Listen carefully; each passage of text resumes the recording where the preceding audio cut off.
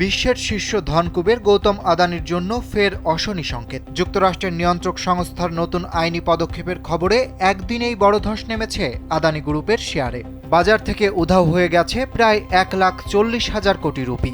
যুক্তরাষ্ট্রের securities and exchange commission SEC আদালতের কাছে আবেদন করে গৌতম আদানি ও তার ভাইপো সাগর আদানিকে সরাসরি ইমেইলের মাধ্যমে সমন পাঠানোর অনুমতি চেয়ে। এর আগে ভারত সরকারের মাধ্যমে 2 দফা আনুষ্ঠানিকভাবে সমন পাঠানোর চেষ্টা করা হলেও তা প্রত্যাখ্যান করা হয়। ফলে এবার সরাসরি ডিজিটাল মাধ্যমে সমন পাঠানোর উদ্যোগ নিয়েছে মার্কিন নিয়ন্ত্রক সংস্থাটি। এই খবর প্রকাশের পরই ধস নামে আদানি গ্রুপের শেয়ার বাজারে। স্যান্ডেলিনা সো, রূপচর্চায় আভিজাত্য। রয়টার্সের তথ্য অনুযায়ী একদিনেই আদানি গ্রুপের তালিকাভুক্ত 10টি কোম্পানির সম্মিলিত বাজার মূলধন কমে যায় 1.4 লাখ কোটি রুপি। মোট বাজার মূল্য নেমে দাঁড়ায় 12.2 লাখ কোটি রুপি। এদিকে আদানি গ্রুপ এসব অভিযোগ অস্বীকার করে ভিত্তিহীন বলে দাবি করেছে। তারা জানিয়েছে নিজেদের রক্ষায় তারা সব ধরনের আইনি পদক্ষেপ নেবে। SECর সাম্প্রতিক আবেদনের বিষয়ে গ্রুপটি তাৎক্ষণিক কোনো মন্তব্য করেনি। ভারতের আইন মন্ত্রণালয়ও এ নিয়ে মুখ খোলেনি। তবে এর আগে তারা বিষয়টিকে বেসরকারি প্রতিষ্ঠান ও যুক্তরাষ্ট্রের মধ্যকার আইনি বিষয় হিসেবে অভিহিত করেছিল।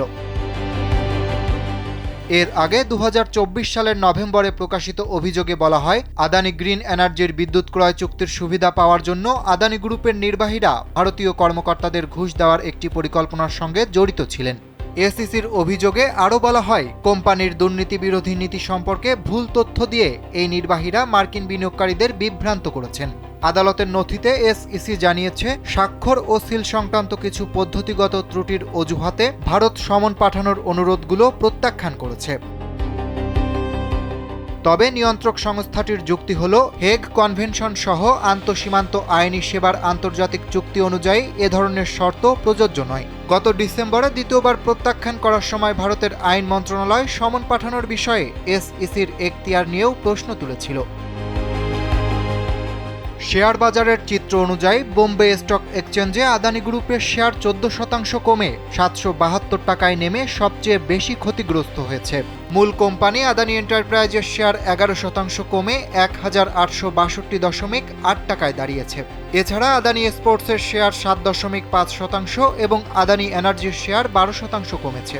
আম্বুজা সিমেন্ট, SEC ও আদানি টোটাল গ্যাস সহ গ্রুপের অন্য সব শেয়ারও লোকসানে দিন শেষ করেছে। অরিত্র বাসু, কালবেলা।